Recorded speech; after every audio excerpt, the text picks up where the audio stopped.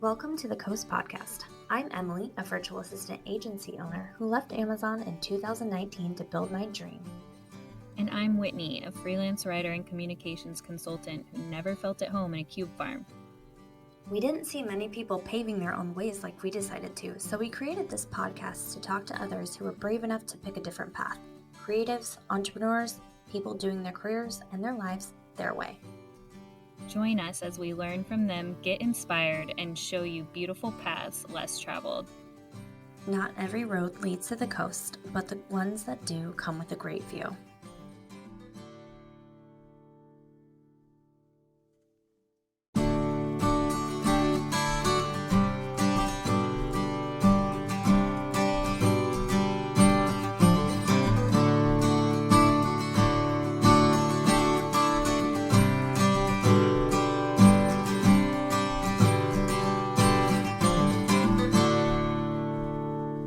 Hello, everybody, and welcome back to the Coast Podcast. My name's Emilie Given, and I own a virtual assistant agency in Lynnwood, Washington. And my name's Whitney Popa. I own a communications consultancy in Edmonds, Washington. And today is Shubert Day. I texted Emilie this morning and said it's Shubert Day in all caps because it's finally here. Every time I run into Shubert, who is the biggest celebrity in Edmonds, and people can... Rick Steves is a bigger celebrity in Edmonds. He's not as visible. So to me, you are the biggest celebrity in Edmonds. You are the Edmonds restaurateur. You are, you have accomplished one of my life goals, which is to be the Grand Marshal at the 4th of July parade. You own 7 restaurants and a catering company under FeedMe Hospitality. And I just have so many questions for you that every time I run into you, I'm like, don't ask him that question until March 17th, which is the day of our recording, because there's just so much to cover. So welcome to the Coast Podcast. This is where we interview entrepreneurs and people kind of paving their own way. And to me, you epitomize the entrepreneur of Snow King County. So thank you for being here. Thanks for having me. I'm excited to be here. I don't get to do podcasts too often, so I think I don't get to sit down very often, actually. I'm usually just running around town. Yeah, and that's where we run into each other. So sometimes I manifest, like the night before, I'm like, I'm going to have an Edmonds kind of day tomorrow. I'm going to run into all my friends. And then I just am standing there and all these people just walk right past me. And that happens often when I'm just out and about. And I'm like, okay, Shubert might think I'm a stalker, but like maybe we're both having Edmonds kinds of days.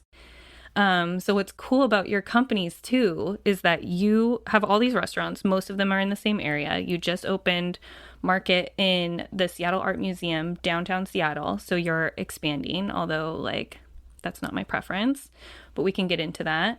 And most of your restaurants are on Main Street in Edmonds. So you just are always up and down Edmonds Main Street, which I think is quite the life. Yeah, no, I mean, when I first moved to Edmonds, I think in 2006, this place was a whole lot different from a eating and gathering perspective.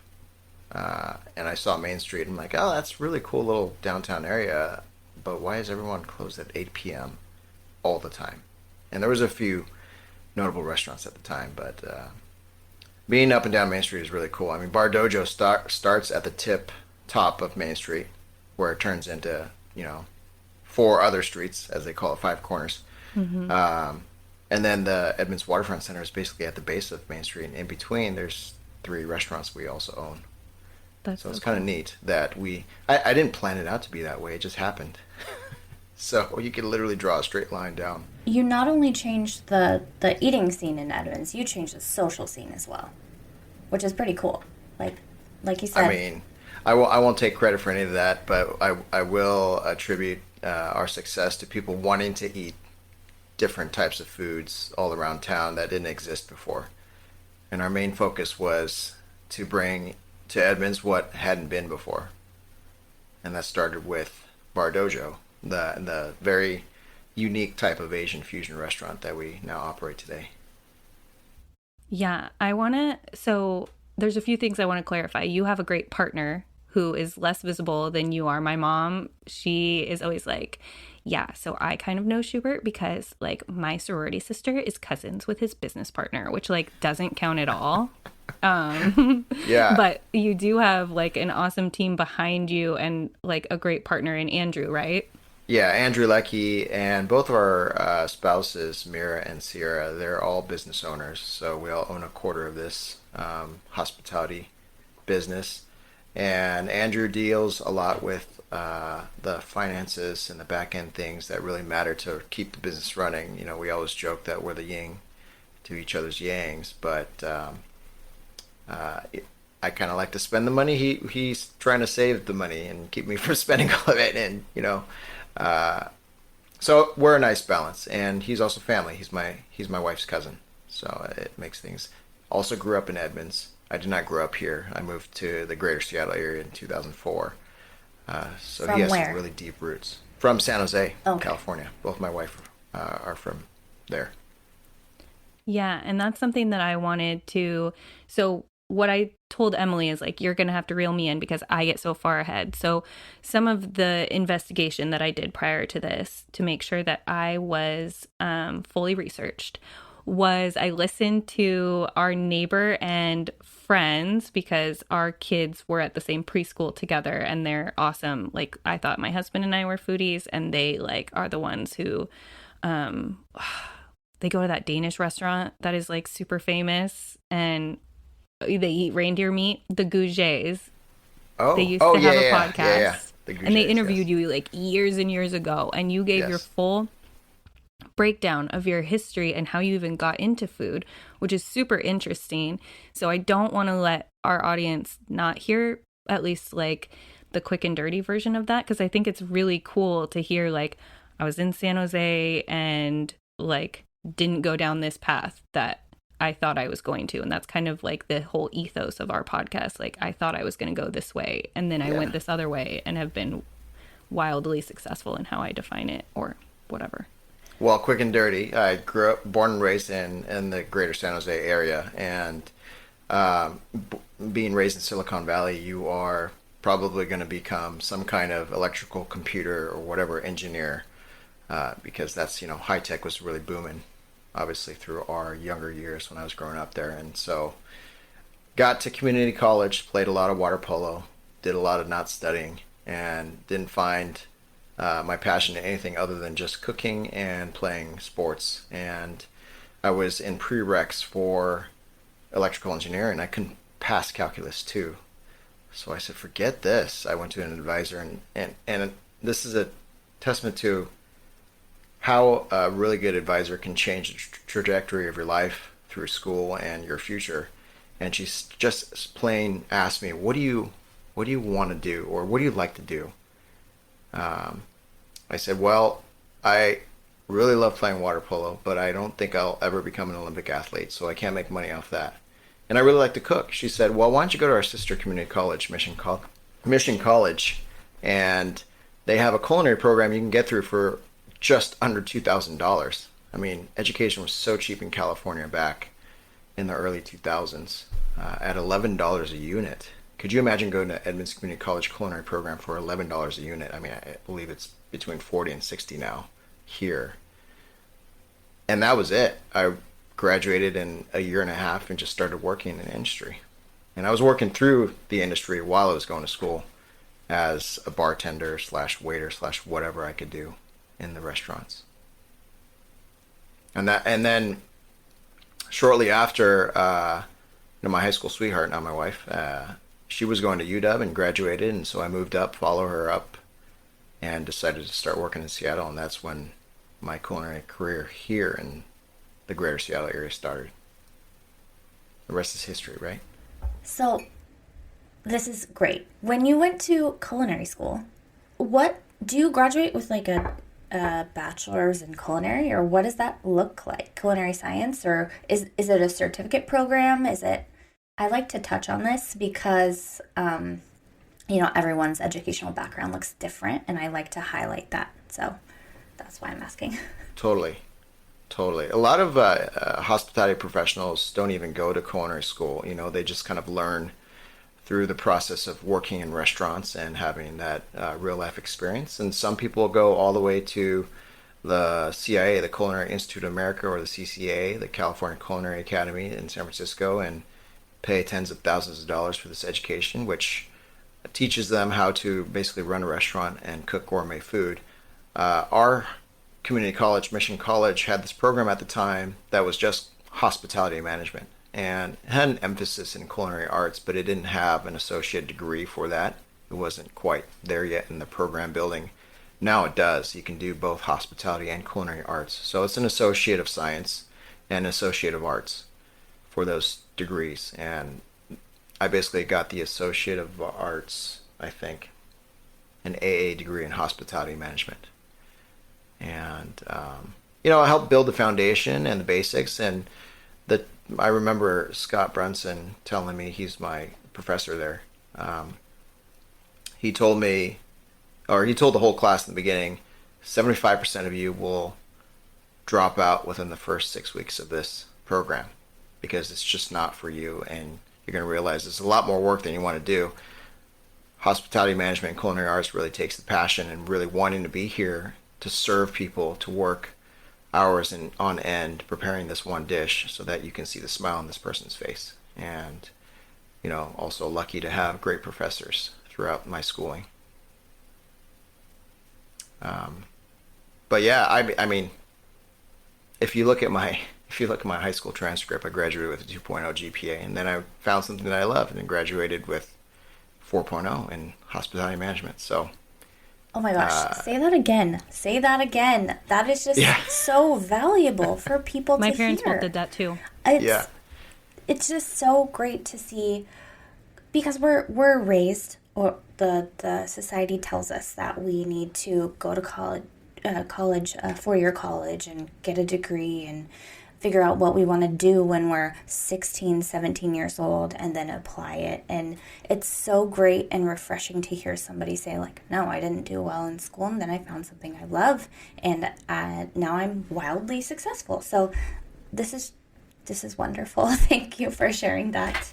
Not at all. Yeah, absolutely. After you graduated from culinary school, what was your next step? What did you do professionally? I immediately moved up here because I wanted to be with Mira, my wife, and I started to just basically work in restaurants. And I think I had aspirations of wanting to open a restaurant someday, and wanting to be a head chef somewhere at a restaurant, either or.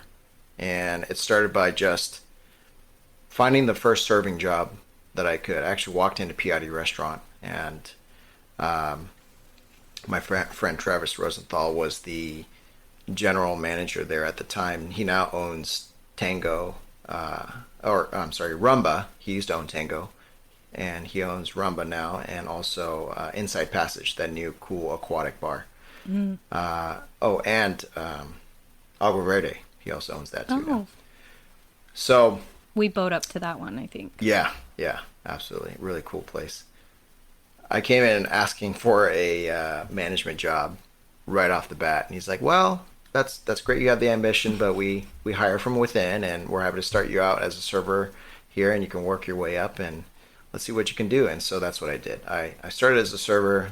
I started bartending. I didn't have any money whatsoever. I think I came to Seattle in my Mustang at the time with all of $500 in my pocket from the Bay Area, and I knew I had to make some money before I can get back into the kitchen, because the kitchen at that time, your starting wage was probably $9.50 an hour, mm-hmm. and it was not a livable wage at all.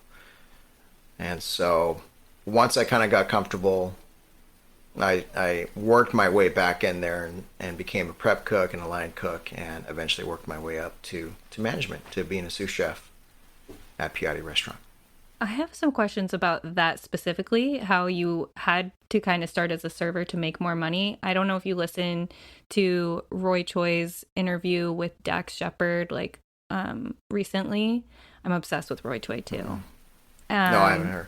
Okay, he's amazing. And he was talking about the whole kind of ecosystem of working in restaurants and how, and I'm sure you have a lot of thoughts on this, but basically it's not really an equitable place for people to be. Like, servers show up, they work their shift 4 to 10, they can, at good restaurants, they can walk out making $1,000 a night, whereas like cooks, who are basically like the backbone lifeblood of these whole restaurants, make nothing. And he was saying, once the industry can change to all across the board, basically do tip sharing or make sure that people are paid a living wage, then it can be something that is sustainable for people. But right now, you, just like you said, I can't be a cook, but because I'm not going to make as much money as I am bartending or serving, which is kind of unfortunate.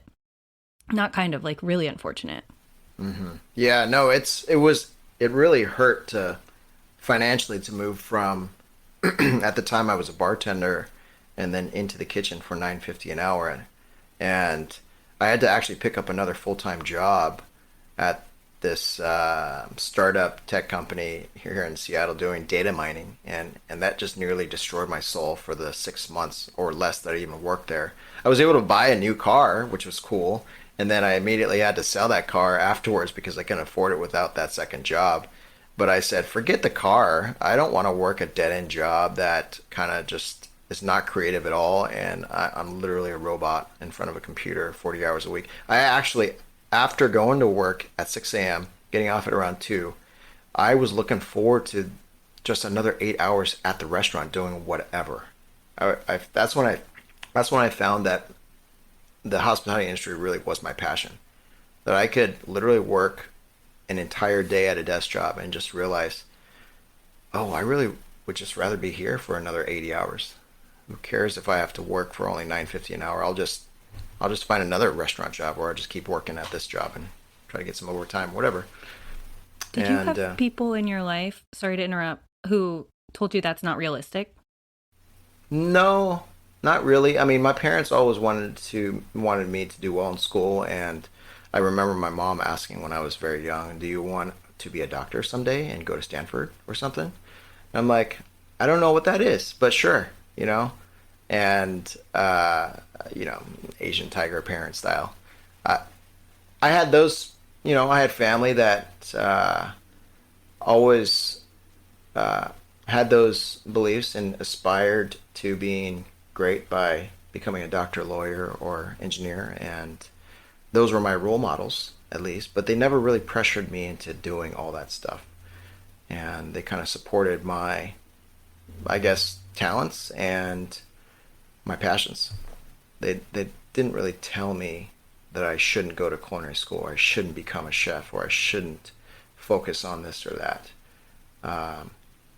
So I guess I was fortunate to have those kind of parents, that kind of family structure. And since I met Mira in high school, their family became my family immediately because, we were 16 at the time. And so I would hang out with their family as well, and they were very supportive. In fact, a lot of my cooking abilities come from hanging out in the backyard with her grandfather, who is Montenegrin by nationality, and they would literally cook 50 racks of lamb every single weekend for the family just to come hang out in the backyard, and I was always there helping him do all that stuff. So that's kind of also where I developed my passion. So that's why you do lamb so well. Yeah. Yeah, I learned from the best. There's a lot of lamb out there. Question for you, what is your nationality? I'm Chinese American. Okay.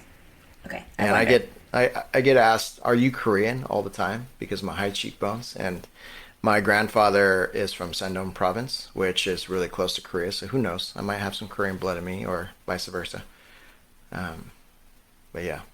I asked Whitney this morning if you're Korean.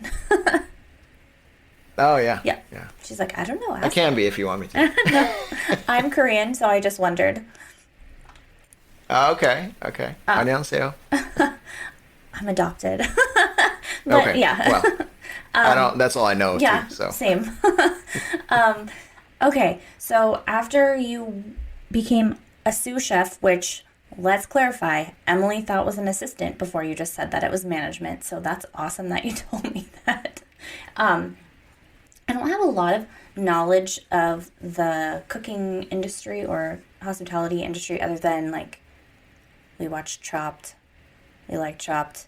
Don't laugh at me. Mm-hmm. And my kids, like, I don't have much insider knowledge, so I know good food. Like, we go to... Sure. Yeah. So, sous chef means management. Yes? Yeah, it's an assistant to the executive chef. Okay. So you are the second in command in that kitchen, and you're there taking care of business if the chef isn't there or you're helping out. Okay. And from sous chef, what did the next leg of your journey like? I just want to know how you got from sous chef to restaurant empire builder. Sure. She's so linear, and I'm like, let's talk about streeteries. So I'm Yeah. just waiting. That's okay. Yeah, we'll get to that, I'm sure. So in that restaurant at Piatti, I really worked almost every position there, short of being a dishwasher and at times a dishwasher as a sous chef. But I I transitioned myself back into the front of the house and became an assistant manager part-time as well. So I was working both roles because I liked both roles and I liked the variety. I have undiagnosed ADHD probably, and having multiple things on my plate at all times really sparked my creativity. And so from there, I got the experience of the front and the back of the house at the same time in this very awesome restaurant that had great mentors, and some of whom actually work for me now. And from there, I opened up a catering business, Shooby Doo Catering, with my wife, and we started basically doing friends' weddings on the weekends here and there, and it eventually blossomed into a full-time gig. My first job here at Edmonds was at Ipulo Bistro, and I left Piatti to become the general manager there and then later executive chef. But only lasted there for about a year because we lost our first baby at birth, and so it kind of gave me a different perspective on life, to knowing that life is short and you should do what you really want to do and aim for the stars rather than just sit there and be comfortable. And that's what we did. We just decided to go off on our own, open this catering business, and it probably took about 2 or 3 years to really get to the point where we could sustain ourselves and our lifestyles without going broke. And then that's when Mira's cousin Andrew moved back from Vienna, as his wife was teaching abroad there, and so he had been there for a few years. And I said, "Hey, what are you doing? You're coming back to the States. You don't have a job lined up yet. What about this restaurant that just went out of business at Five Corners? We could totally open up something there and see how it goes." And that's when Bar Dojo was born.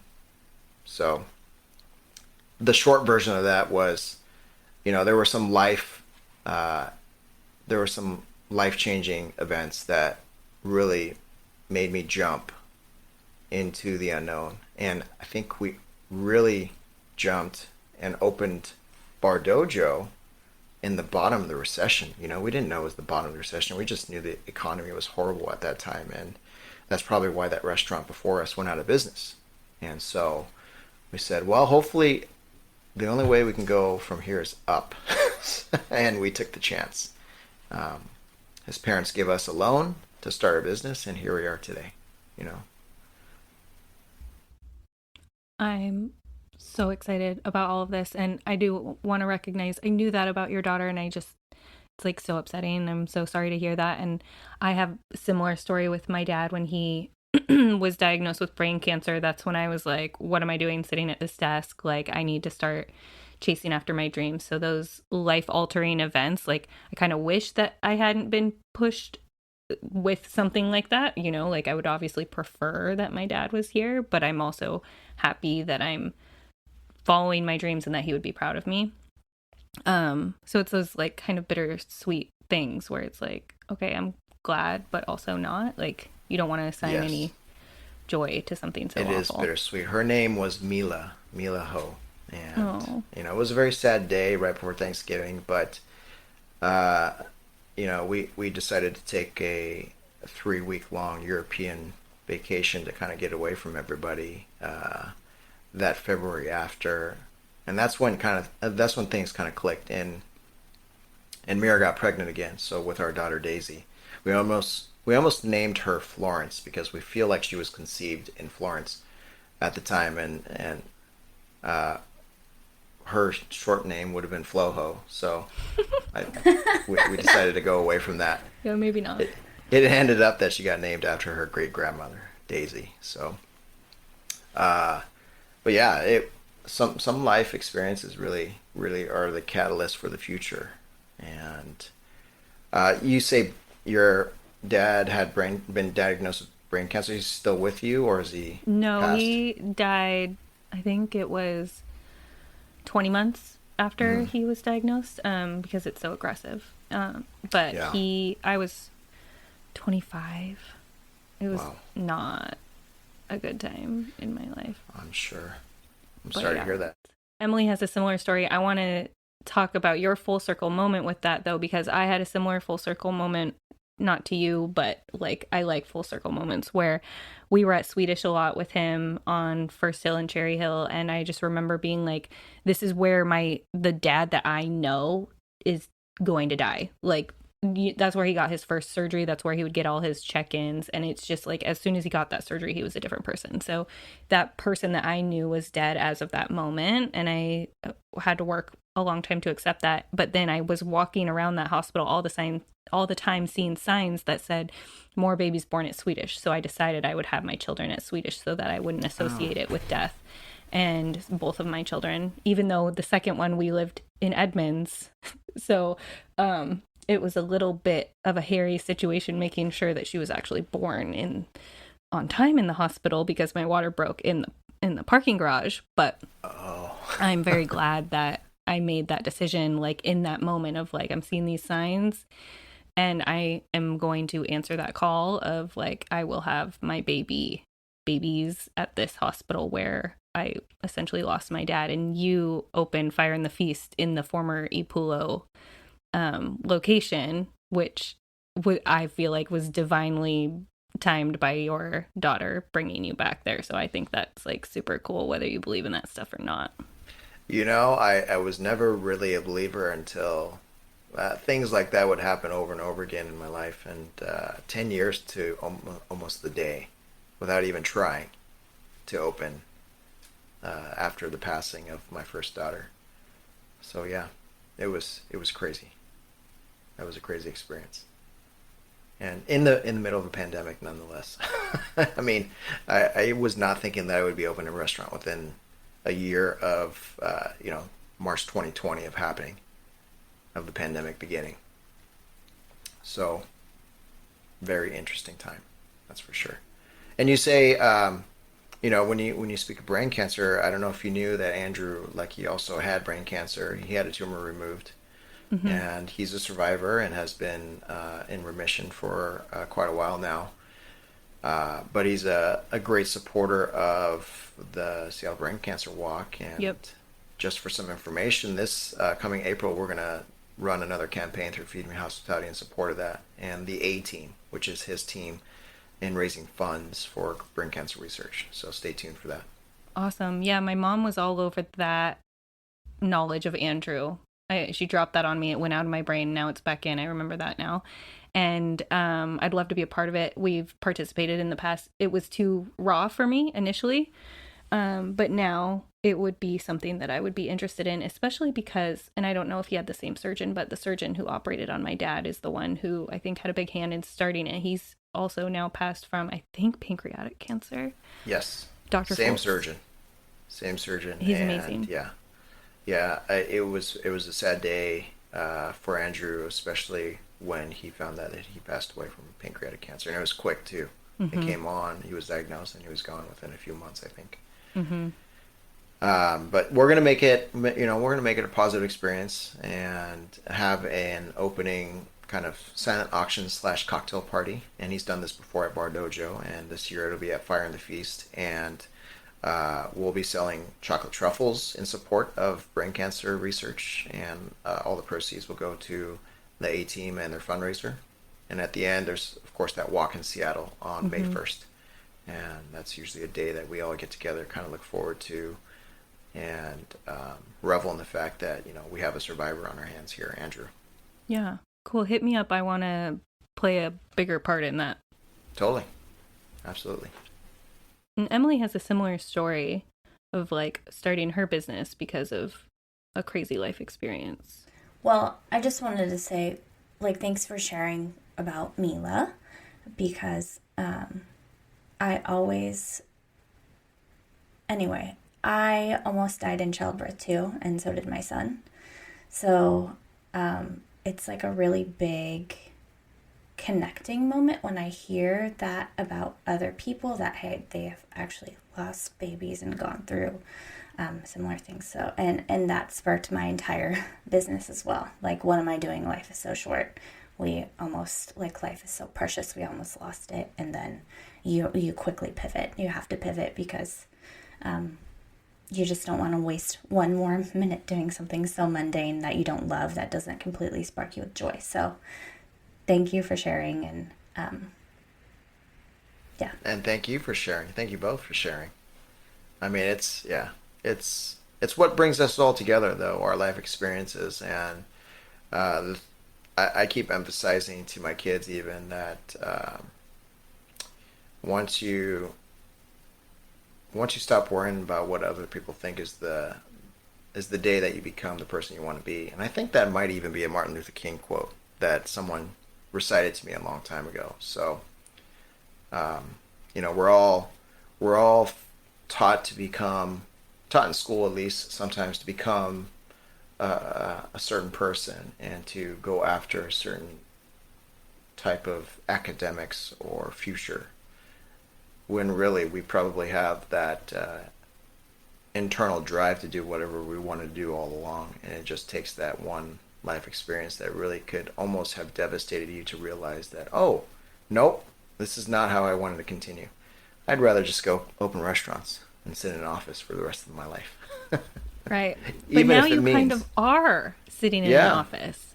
That's what I wanted to ask about. So you went on this, like, path of, like, okay, I have, like, a multi-pronged question. So Roy Choi, when he was talking to me all about, like, basically he was thanking Dax for being on the podcast for having a business that makes no money, and they were all laughing about that because the margins are, like, so slim in restaurants.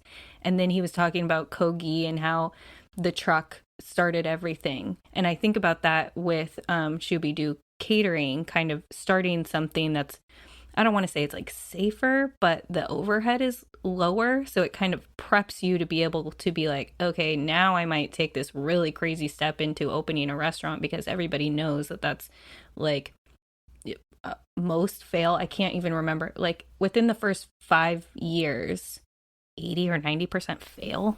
90 plus 95% fail. The old statistic was if you lasted the first 3 years, you'll probably last to the fifth one.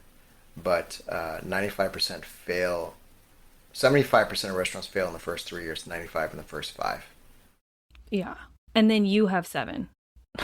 And we have 7, and some of them have not approached that 3-year mark yet. But we're hopeful that we have our experience underneath us to carry us through. And a lot of great people. It all starts with hiring people that you trust and are passionate just like you are about the industry. And I wouldn't be here without all the people behind me and next to me and in front of me and above me, whatever.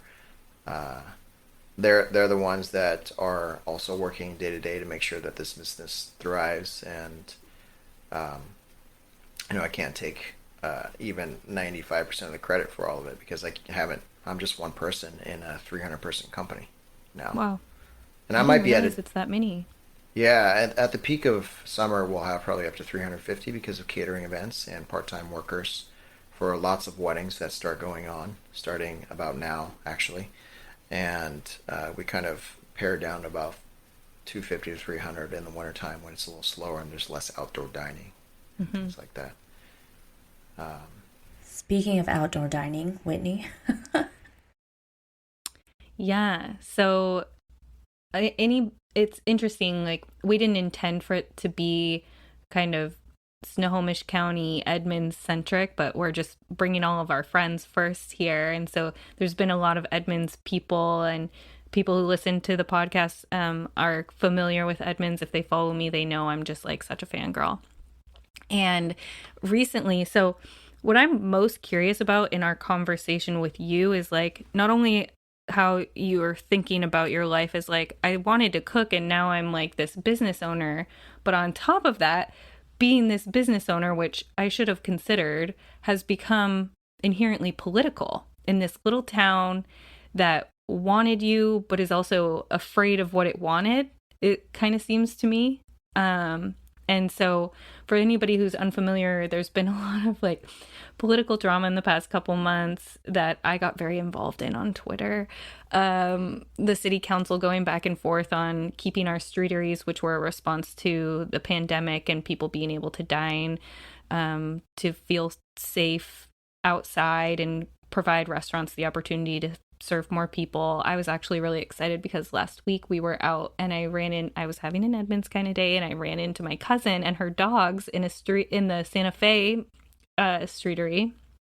And I was like, oh, I hadn't even thought about like that now people can have their dogs with them while they're eating. And, you know, people are obsessed with their dogs, so it makes sense. But you were on the forefront of that, and you would have been either way, but you helped like design so that the streeteries were consistent in the area.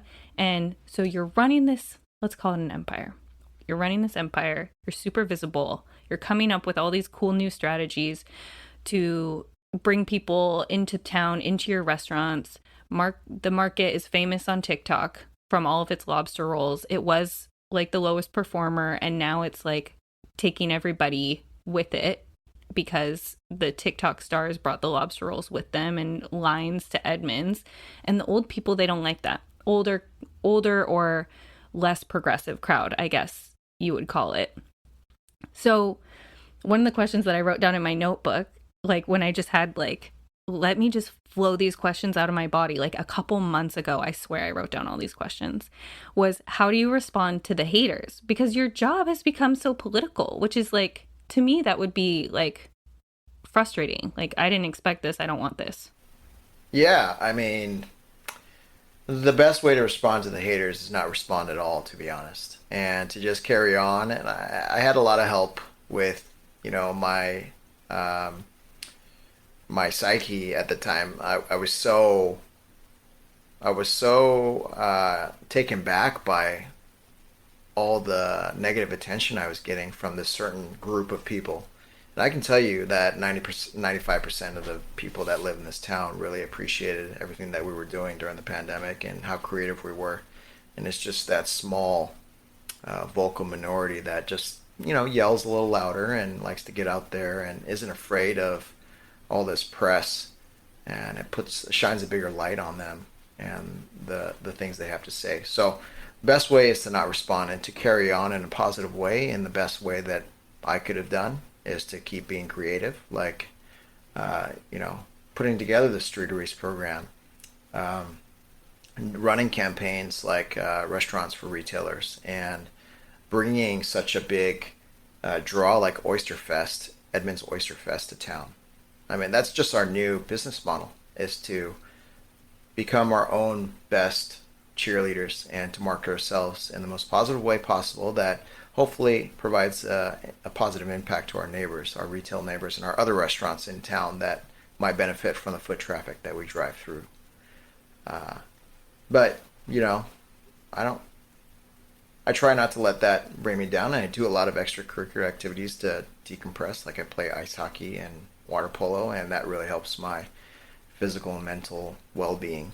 And these are all lessons that I've learned back in college, is to stay active and not worry about what other people think of you. And so, for sure. Did you feel like they were beating up on you when you were like, we're already being dragged down by this pandemic, and then here you are just like making it or attempting to make it worse? I mean, we're all in control of our own responses, but definitely. Even those who I had served for a long time in my restaurants that were loyal patrons that I've known personally, because you know, I've probably catered parties that they've attended, and they are well-known individuals here locally, surprised me because they were in the shadows driving this hatred and thinking that it was a political battle between left and right, or progressive versus conservative, or whatever. And it really wasn't about that. It was about us providing an amenity to the downtown area and providing safe places to dine when we had already suffered a year and a half of no business or little to no business, and we did way better than places like downtown Seattle. I mean, I don't think they would have wanted us to be a ghost town here, and restaurants had a lot to do with keeping people coming to town. Mm-hmm. And to be clear, one of their arguments that I just called BS on, I guess we already have an explicit rating, but like Jamie Gouget, she said that one time they were like hating on Taste Edmonds, and then they got contacted by the city to have to watch a PowerPoint about like the good things. So I don't want to like get in trouble from the city. But I call bullshit on the fact that they're like, oh, it's a parking thing. Like these little, they called them Shubert Shacks. Shubert are Shanties. taking up Shubert Shanties. Yeah. Sorry, are taking up precious parking spaces. But like, to go to these other places, and there's so many arguments that I could make against that. But like, it's so funny to me that they were trying to then charge you guys more for the streeteries, and it was this back and forth battle for weeks about where are we going to land on how much the restaurants have to pay for their streeteries for people to eat and other people to park maybe a block away. But I kind of went on this mission to make sure, because I manifest these things in my brain. I'm like, I'm going to go downtown Edmonds and I'm going to find parking with ease. And then every time I do, like right behind a streetery, or I mean, there are people who aren't as lucky as I am that way, but I also think it's kind of a mentality thing. So I've been really interested in like, dang, all these people trying to bring Shubert down. And when you provide such a cool thing, I remember you saying too, like, I moved to this seaside town and you guys moved here because it was where you could afford to buy, right? Like outside of Seattle. And then it's like a cute seaside town and there's no like fish place. There's no fish tacos. So that was like another thing that you were like, oh, I'm just going to solve this problem. Yep. That's then, each restaurant had its own purpose. Salt and Iron had was an oyster and steakhouse that hadn't existed prior. We didn't have fish and chips and lobster roll place for that matter here in town. So that's kind of another thing that we fulfilled. It hadn't been a sushi restaurant. Luckily, Nakano-san, Chef Riichi Nakano, had decided to partner up with us, and he brought his restaurant, or his chops at least, to Edmonds when he sold his previous restaurant, Kisaku. And so, identifying that all was a gift these, you gave to me. oh my God, it was a gift that he gave to all of us. I can only take some credit. Actually, Nancy Leeson, our local resident and ex Seattle Times food writer, she was the one that introduced me to him way back when, I would say like 6-7 years ago, and said, hey, I think you guys would really like to get to know each other. And so he used to come to Bar Dojo on his days off and have dinner, and I used to go to his restaurant every now and then for like 40-course omakase, because I just say, keep it coming. I don't want to stop. And so we got to know each other then, and then one day he decided to sell his place and said, hey, how's Edmonds? I'm like, come here, please. Yeah. Edmonds needs you. Edmonds needs a great sushi restaurant. That was the first place that I went to in Seattle, the first nice place when we first moved there. I could walk up the hill, and it was in the Tangletown area of Seattle. And so I would walk up the hill from our little bungalow and meet my mom there when she came to visit. Now she lives nearby, but that was like the nice place that we went to. So yeah. I was so excited. Totally. But I mean, getting back to this whole parking debacle, I see what people don't realize is that I see all sides. I've been trained, and I have to kind of serve everyone, right? Everyone is a customer. Anybody that wants to eat. So they all come from the different political backgrounds, different ages, genders, and life experiences.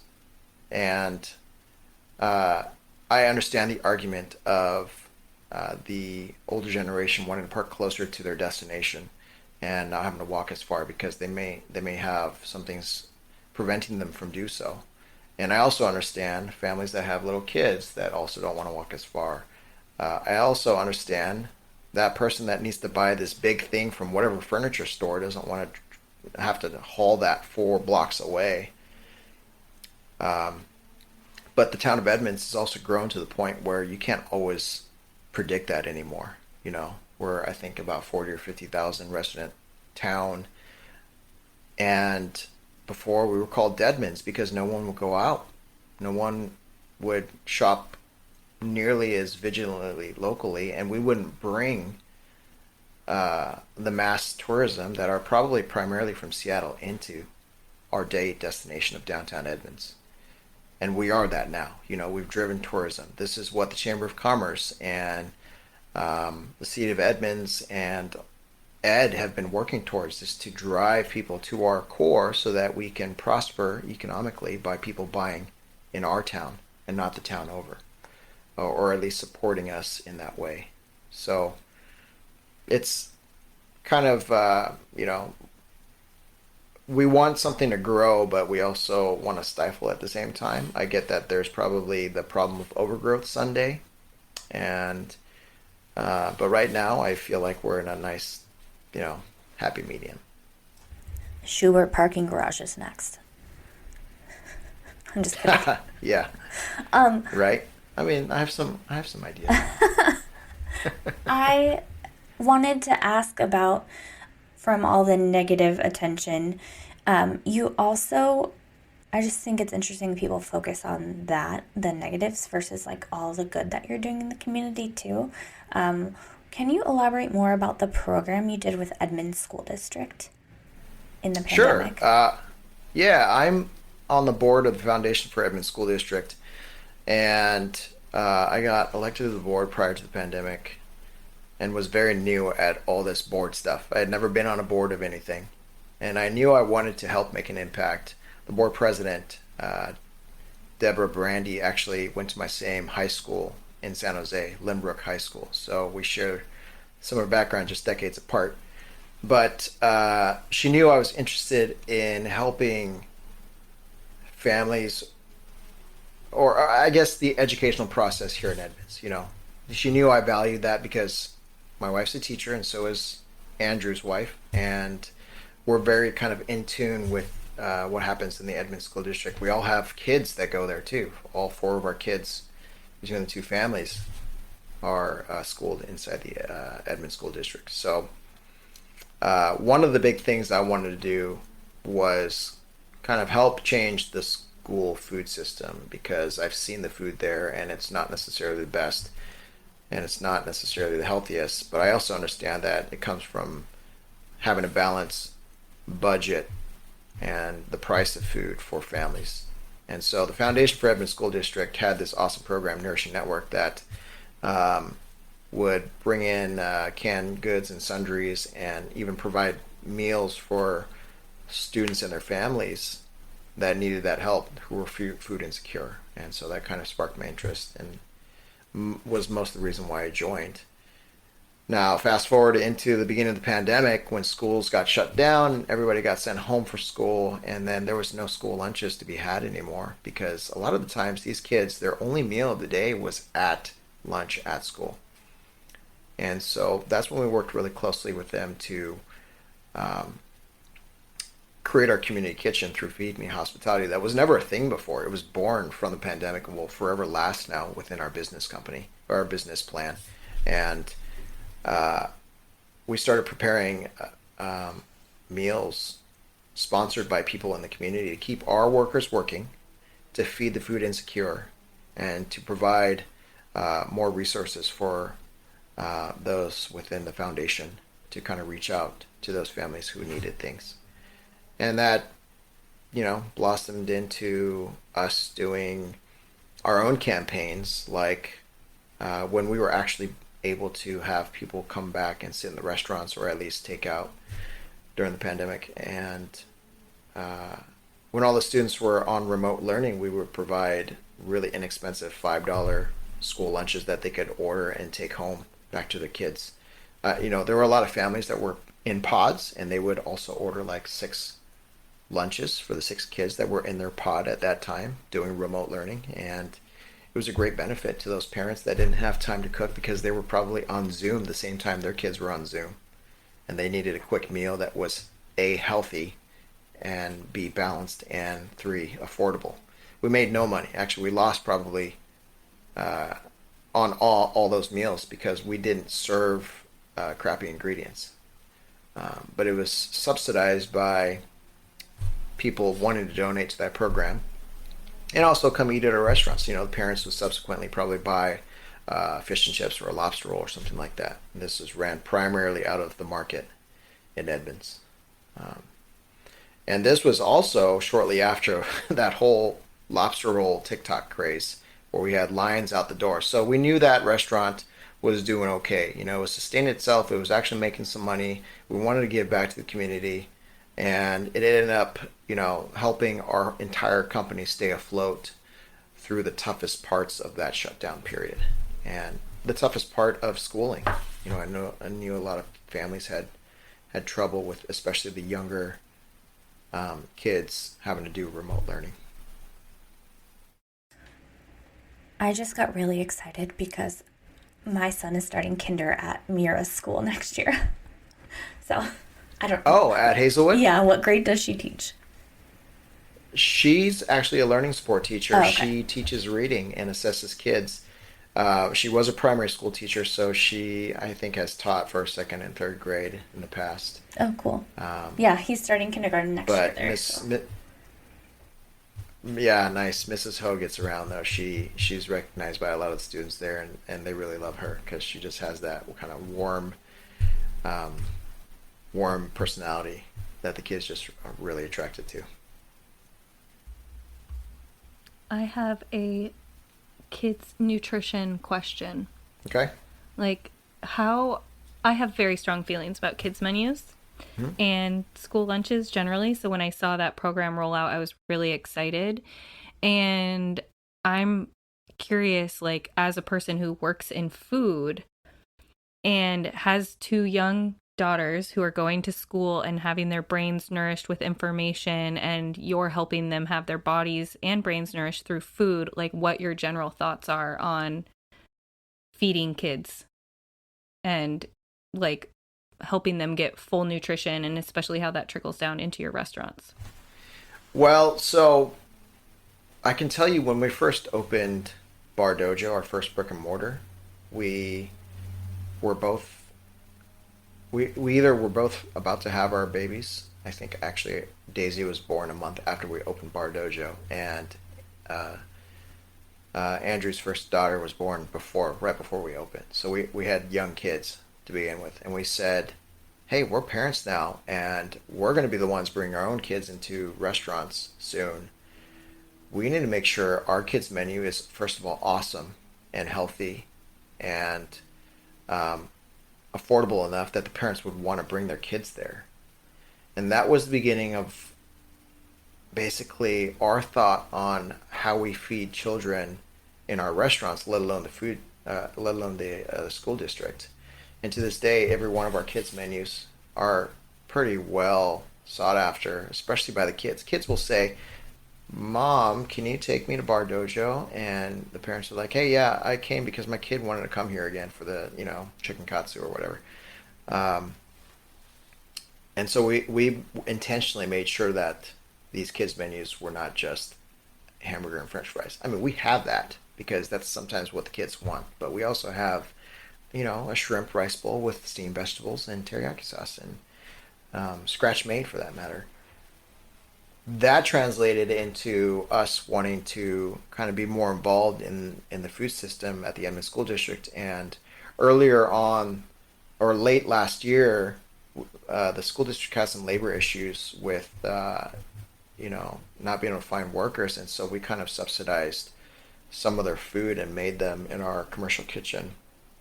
And we created these dishes from each of the restaurants, kind of themed dishes. And it started being noticed by all the kids in the district having them, and they were just really excited to have this restaurant partnership provide something a little different and balanced. I think this food system in the schools needs to be changed at the national level. Jamie Oliver tried to do this way back when, and it wasn't successful because the places he was doing it, they were so rigid in their thinking. And we have USDA that has all these guidelines. Every kid needs a bottle of milk or glass of milk with their meal. I mean, where's the sense in that? That's not true. that's not what I feed my kids. And so I think this is a bigger problem that doesn't just reside here in Edmonds. And the nutritionists in the school district their hands are tied because they have federal guidelines to go by. Otherwise, this food is not subsidized in the school district by the government, which is how they make it so inexpensive. This year, all school lunches are free in the entire school district. And, my kids probably eat school lunch once every other week because they don't see anything on that menu that is attractive to them or tastes good. Because I've trained them to want to have a variety of foods that is tasty and be healthy. So Well, and like you've shown though, like you can make an impact from a small town on the coast of Washington, basically. So there is movement. People are seeing that. Hopefully, governments are very difficult to change. But I mean, Michelle Obama was on it. Maybe we'll have something in the future. We'll see. But that leads me into one of the questions that I wrote down of like, so I worked at Chef Steps in Pike Place Market as their social media manager for a while. And what was funny about working with those chefs all the time, they were so talented. They were like really true artists on top of doing all this science of R&D on their food all the time. And I would ask them like, and I'm going to ask you, what do you eat when you get home? And they're like, I make a grilled cheese. Because they were just so in the food every day that they didn't want to think more about what they ate, if they made food for themselves at all, which I'm sure they did a lot of eating out. absolutely. I mean, my go-to at-home quick thing is like a salami sandwich. And I'm talking about a thick stack of salami in between two pieces of bread and just some mustard. And that's it. And then, I'll cook breakfast for the kids and dinner every now and then when I'm home. And it's just very simple, clean cooking. Like I'll take chicken breast or chicken thigh and lightly season it with some dried seasoning. Like I buy the Costco garlic salt seasoning because it's easy and it tastes good. And I know the ingredients are basically on the title of the label, so it's clean. And I'll sear that chicken breast in some butter, throw in the oven, and have some steamed vegetables. And my girls love mashed potatoes, so I'll even get prepared mashed potatoes from Costco, or I'll just roast some marble potatoes and do a light herb marinade on it. And that's dinner for all of us, and it tastes great, and it's scratch made. And I think the one thing that I really enjoy doing at home is making hot pot. And if you know what hot pot is, basically Asian fondue. It's in a steaming or boiling soup, and you literally cook your raw ingredients fresh, and you eat it in the sauce. And I usually invite my best friend Max over to have this every time I do it. But it's it's an experience and a setup.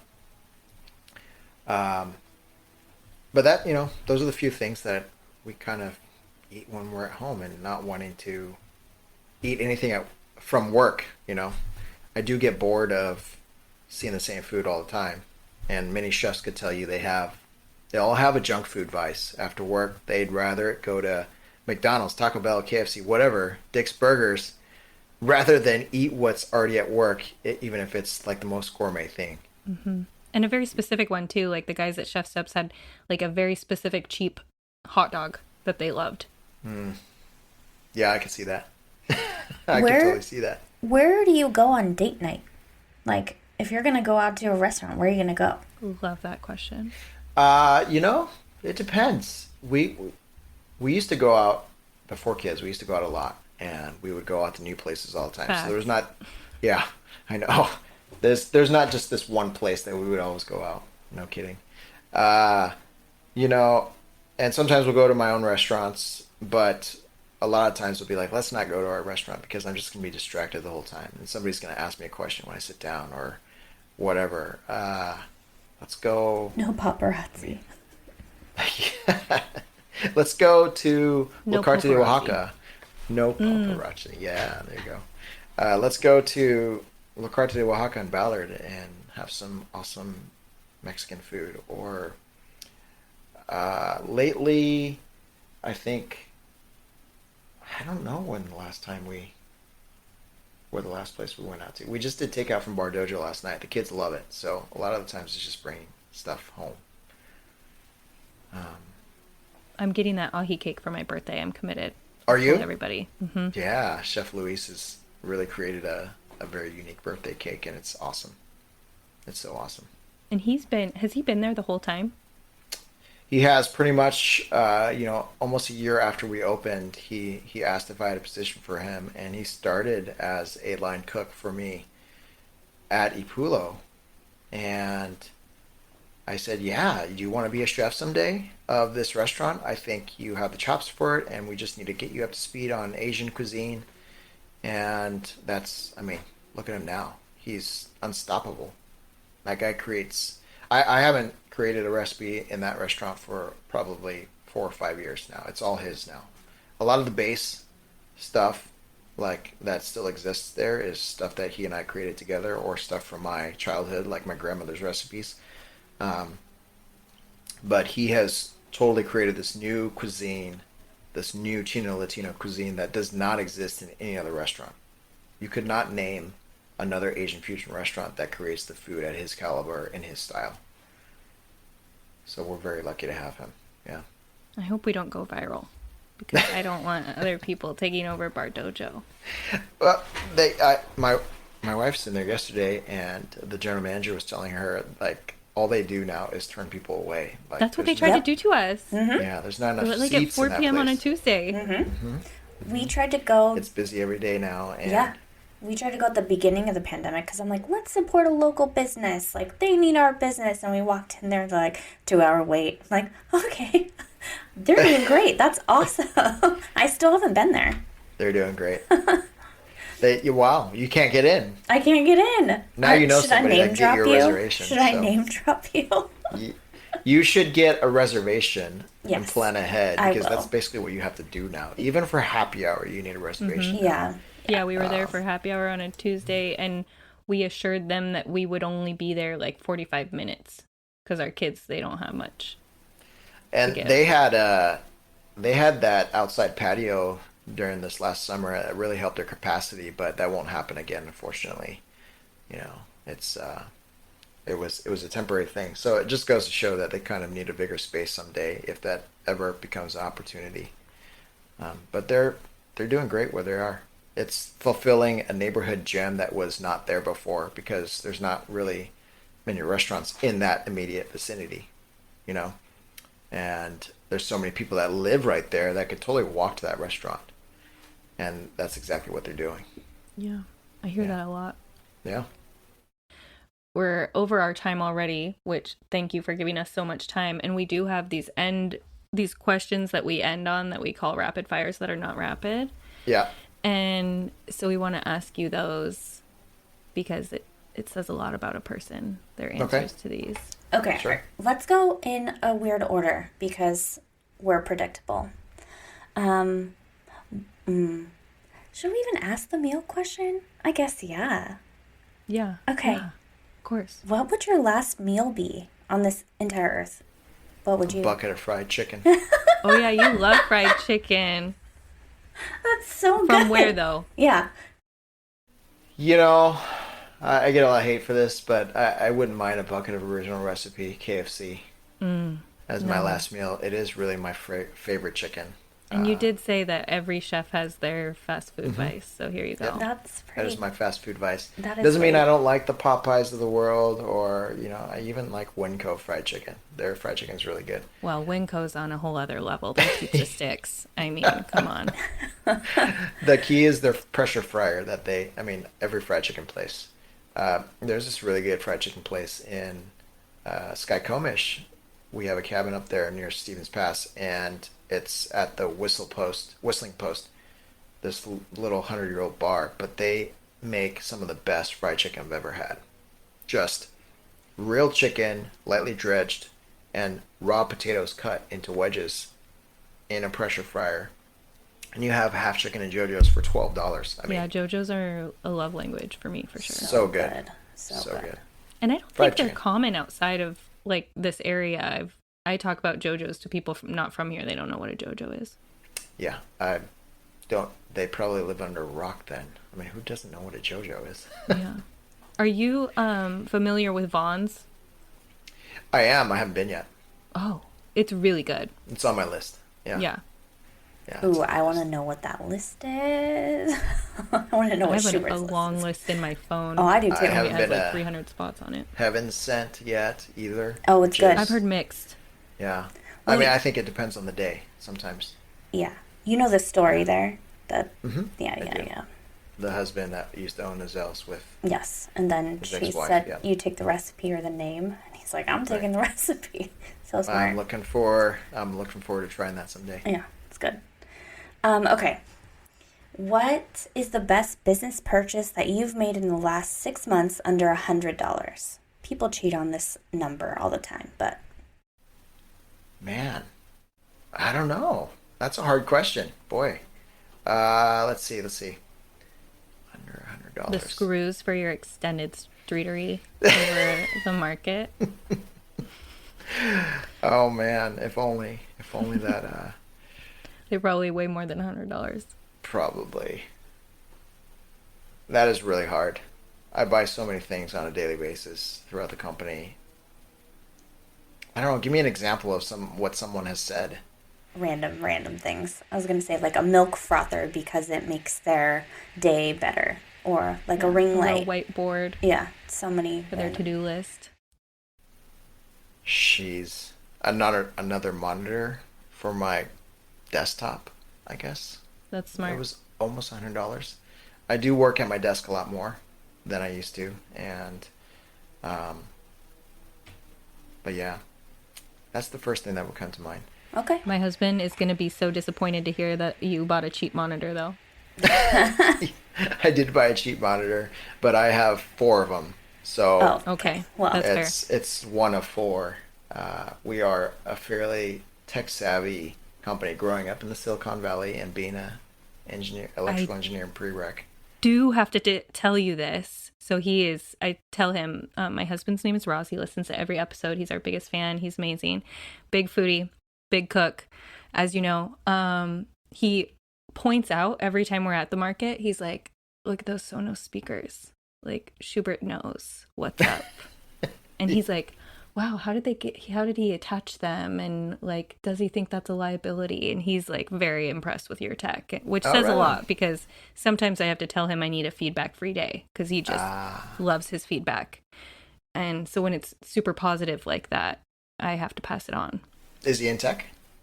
Yeah, he works at Amazon, and I want him to use his tech brain because he's the most incredible, like, he's a bro, but also like very smart and techie. So his job is really like liaising between engineers and the business since he speaks both languages. Yeah. And I would love for him to use combine his hobbies and passions with that eventually, wherever that takes him, whether it's like with cars or food or, bringing better tech to those things. One quick story from my past, and I guess this was a testament to how I was an entrepreneur from the very beginning. My mom also owned her own business from when I was very young. I started my own PC repair company in San Jose in high school, and I would go around fixing old people's computers. And, computers were always kind of a fun, passionate thing for me because I had one when I was, 10 in my bedroom, and both my parents were in high tech at the time. And so all those experiences translated, even though I got a 2.0 in high school, I was always playing around in the background with computers and stuff like that, and networking and all these infrastructure things that today have helped me save money, fix my own problems, and implement a full IT and network structure within our company. I mean, I think we've imaged and given out like 50 laptops to all our managers and made them more productive as a result. And,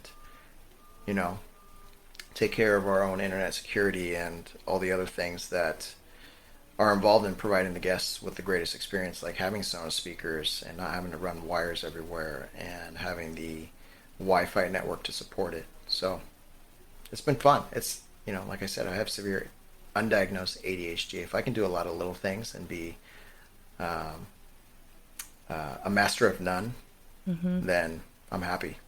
That's so cool. And you might not actually have ADHD. You might be like us and have your human design done by our friend that will show you that you're probably a manifesting generator, which means that you just do a Could lot. be. TikTok all tells the me I time. have ADHD though.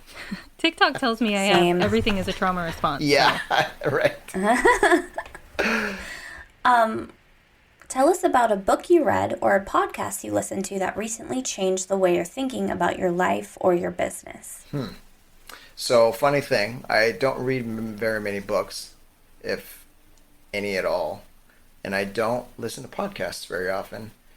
But I can tell you that I'm constantly reading the news and articles, and I've only recently gotten on things like Twitter after not doing anything since 2016 and found out how toxic Twitter really is. But Toxic but fun. toxic but fun. That's a hard question, only because I've never had an interest in necessarily reading books or listening to other people's experiences in length. You know, the hardest thing for me was to really focus on that one thing that somebody else had an experience of and think that I had to do it the same way. So I always paved my own way in that way. But I will go through bouts of researching material, like let's just say how to better protect your company's internet security during a war between Russia and Ukraine. And I'll go on benders late at night and see all the videos, read all the articles, and kind of take in what many people have to say instead of just one individual. And that's how I kind of digest my information. I could probably tell you, honestly speaking, I've only read like 2 books from cover to cover ever in my life. I've never Different people consume differently. I've never been great at actually, and that's probably why I got a 2.0 in high school, because I never really read the books. That's how I get on my journeys too, though. Like when I decided I'm going to investigate like CBD and it was like this wild west, I was like on a 48-hour bender of like researching everything to do with CBD and how to dose yourself, what to get, what's included in this one. I didn't want artificial anything. So yeah, I get the staying up and consuming everything and then making your own decision. Yeah, if the internet had existed probably 10 years prior, in my lifetime, I probably would have been much more quickly educated, given the trajectory of how I consume information.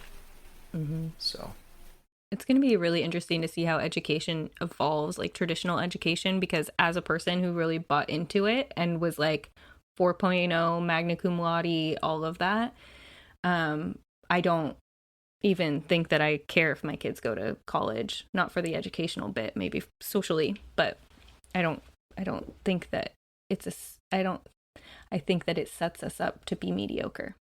yeah, and I believe highly in vocational schools. Culinary school is basically a vocational school.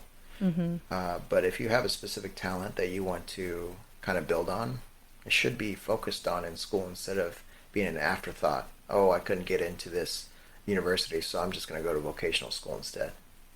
Should actually be the first thing you consider. I agree.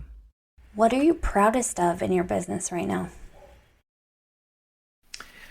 I am proud that we have overcome arguably the hardest time to run a restaurant in the last 2 years as a group of individuals. And the team that is with us today has, and even in the past, during, and those who aren't with us anymore in our company are really credited with building this company up to where it is. And I'd have to say, like that first 2020 in March, when we laid off over 200 people, we went down to a employee base of 5 from 205.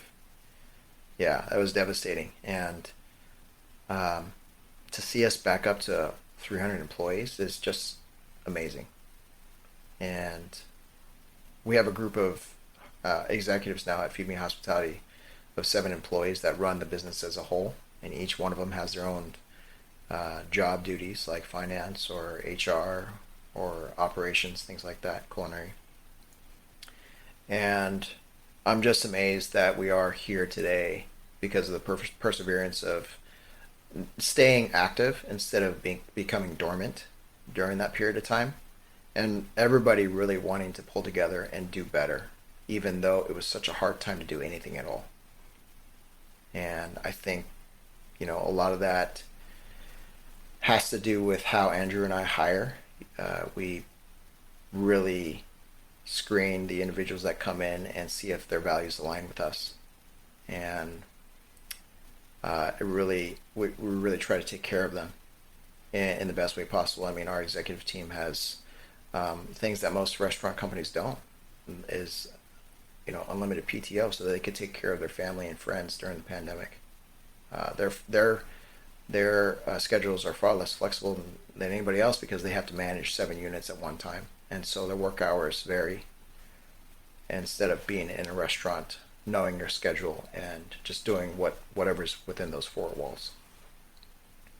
So we're trying to grow this company, and it seems like it's going in a positive direction. So I'm pretty proud of that. Oh, my stomach just growled. I have a follow-up to that really shortly that I wrote down is, what do you want your wife and daughters to be proudest of in your company? I want them to be proud of the fact that,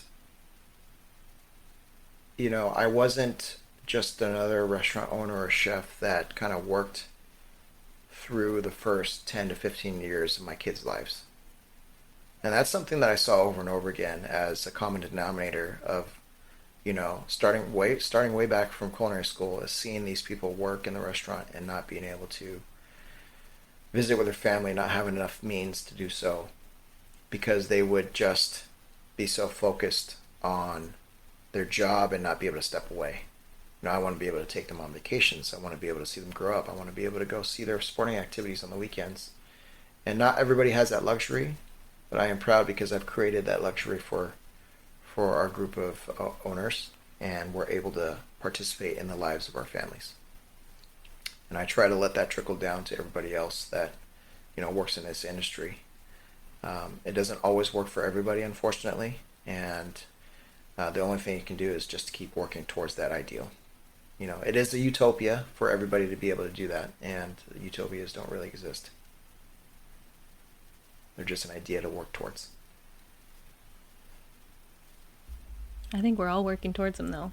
Yeah. Everybody here. Mm-hmm. It's a beautiful vision. Hopefully they can recognize that I've worked really hard to create that kind of lifestyle or work-life balance. The last question we have for you today is, what's lighting you up lately? Okay. The new businesses that we've created in the last year or two, I have a very creative mind that always has ideas that, sometimes I just need an outlet to execute those ideas. And if you were to ask me at any given moment, I probably have another 5 restaurant concepts behind me that I could open up tomorrow if I found the right place and the money to do so. But right now we're focused on really building back the new businesses that we opened, like Fire and the Feast. We opened at Sam Market, Seattle.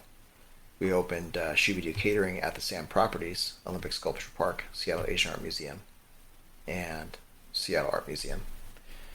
We've been invited to participate in the concert series at Chateau Ste. Michelle. We'll be doing 2 booths there and serving things like lobster rolls and rice bowls and fun things that you would find at a concert series, like Chateau Ste. Michelle for that matter.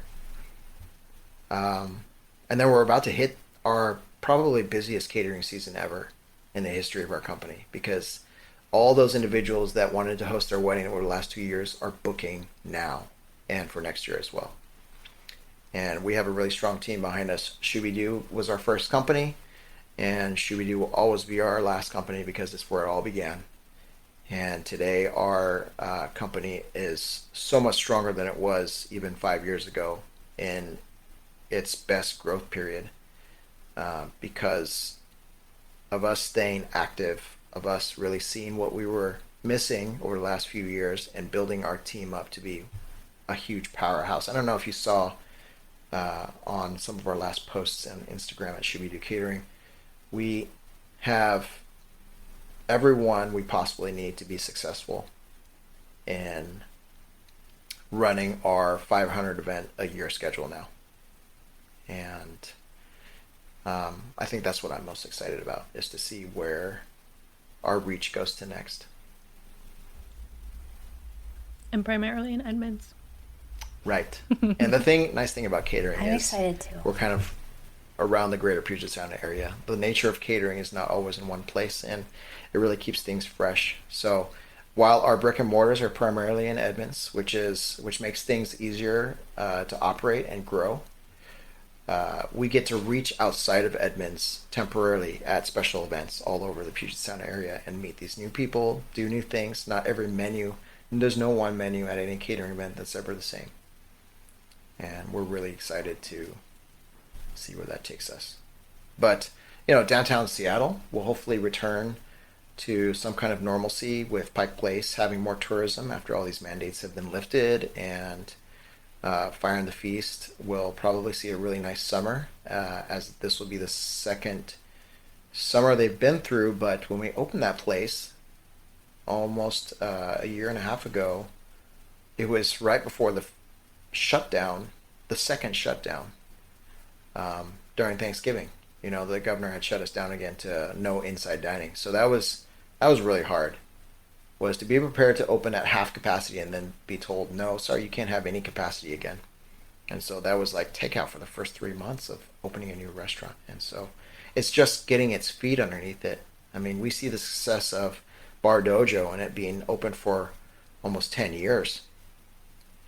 And sometimes we forget, it takes time for a restaurant to really gain its chops and get on its feet. And it's been open for less than 2 years. So Hard to be an impatient person. yes, I am very impatient, as everybody else will tell you around me. Yeah. My entire growing up, my dad would tell me, exercise some patience. Oh, it was so irritating. Yeah, mine probably said it in a different way.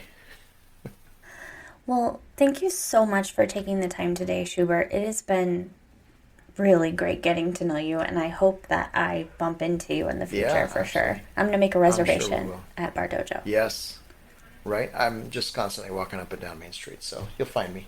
And speaking of that, where can people find you on the lines? You can go to feedmehospitality.com, or for short, feedmehrg.com. And there you will find every one of our concepts and all the campaigns that we run as well. For instance, let me see. I don't even remember off the top of my head. The last one was Oyster Fest, and we have a plant-based conglomerate that shows all our plant-based options for those who are vegan throughout the entire company, just to name a few. And coming up is the Seattle Cancer Alliance fundraiser. That's just like crazy timing that came up. Yeah. So, That's because you awesome. manifested it, probably. I did. And on Instagram, should people follow the restaurants in each individual restaurant, or how we do have you so want many people to find you Instagrams. there? I mean, Okay. each individual has their own. I'll link them all. FeedMe HRG has one. I have one. Chef Shubert. Yeah. All of them. Yeah, and probably the easiest place to start is Chef Shubert, because you share to your story all the stuff from all the restaurants. So There you that's go. how people can find them. And I'll have to catch you with Oyster Fest next year. I was really upset because I caught a cold from my daughter at school, and I spent all of this week getting ready for Shubert Day so that I wouldn't still have the cold. And I'm like 90% there. But in the interim, I was like, I can't be eating oysters when I'm snotty. That just like doesn't align for me. Ew, no. Yeah, because I love oysters, but I didn't want to hate oysters because of my illness. We might do another one in the fall, because that's also when they harvest Yes, the bulk, please. majority of oysters. So stay tuned. I'm in. Heard it here first. Yeah. Thank you so much, everyone. Thankful all around. Thank So you much gratitude. so much. Great to see you. Great to see you. Bye, everyone. This episode's music was provided by Sloan Best. And editing provided by Kayla Shue.